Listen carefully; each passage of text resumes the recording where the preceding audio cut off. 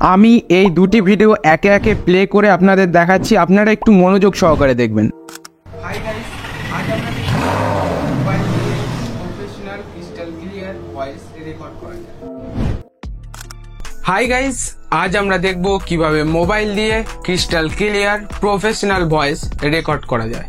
Video দুটি সম্পূর্ণ দেখার পর কোন ভিডিওটি বেশি ভালো লাগলো? অবভিয়াসলি নাম্বার বি, যে ভিডিওটি, right?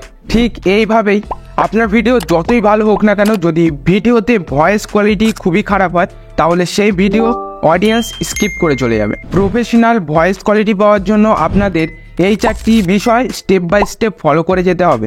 Number 1, required device and applications. Voice ওভারের জন্য আপনাদের মেনলি দুটি ডিভাইস থাকতেই হবে। ফার্স্ট, আপনার কাছে একটা স্মার্টফোন বা মোবাইল থাকতে হবে। সেকেন্ড, আপনার কাছে একটা বোয়া বাই M1 মাইক বা আপনার নর্মাল হেডফোন থাকতে হবে। অ্যান্ড অ্যাপ্লিকেশান বলতে মূলত আপনাদের প্লে স্টোর থেকে ল্যাক্সিস অডিও এডিটার অ্যাপ্লিকেশানটা ডাউনলোড করতেই হবে। সেকেন্ড, আপনারা যদি ফেস ক্যাম ভিডিও করে থাকেন তাহলে অনেক সময় বোয়া বাই M1 মাইক আপনার ক্যামেরার সাথে কাজ করে না, সেই ক্ষেত্রে আপনাদের ওপেন ক্যামেরা নামে একটা অ্যাপ্লিকেশান আছে প্লে স্টোরে, সেটা ডাউনলোড করে নিতে হবে। Number 2, manage environment.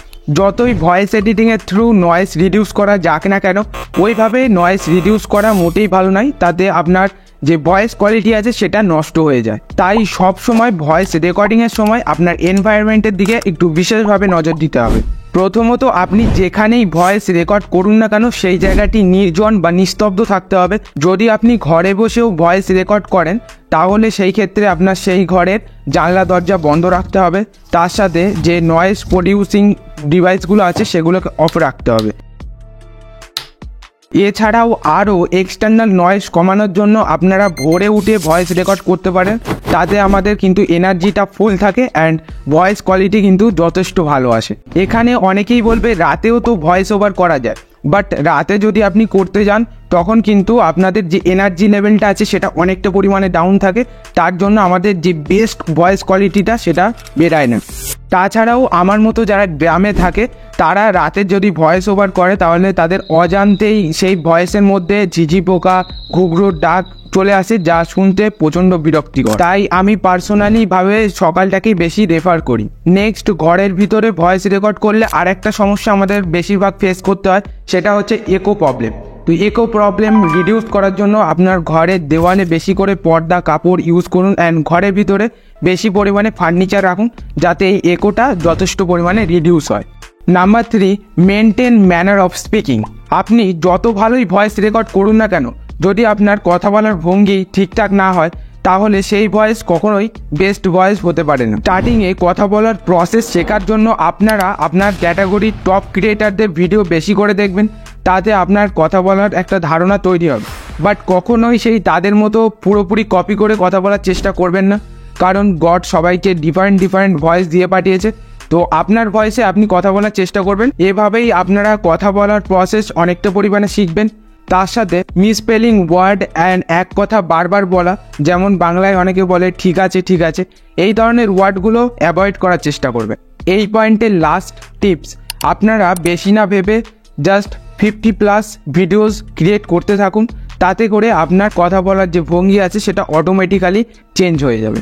Number 4, voice editing. Voice এডিটিংয়ের জন্য আমরা পার্সোনালিভাবে ল্যাক্সিস অডিও এডিটার যে অ্যাপ্লিকেশনটা আছে সেটা ইউজ করব। আজ আমি ল্যাক্সিস অডিও এডিটারের সম্পূর্ণ টিউটোরিয়াল দেবো না, জাস্ট সেটিংগুলো দেখিয়ে দেবো। সেগুলো যদি আপনারা ঠিকঠাকভাবে অ্যাপ্লাই করতে পারেন তাহলে আপনার ভয়েস কোয়ালিটি যথেষ্ট পরিমাণে ইমপ্রুভ হয়ে যাবে।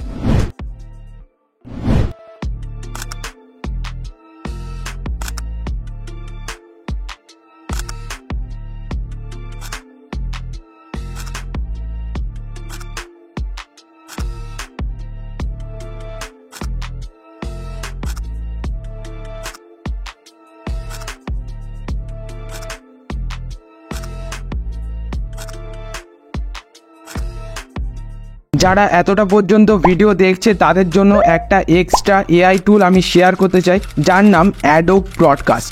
এখানে জাস্ট আপনারা আপনার যে ভয়েসটা আছে সেটা আপলোড করে দেবেন।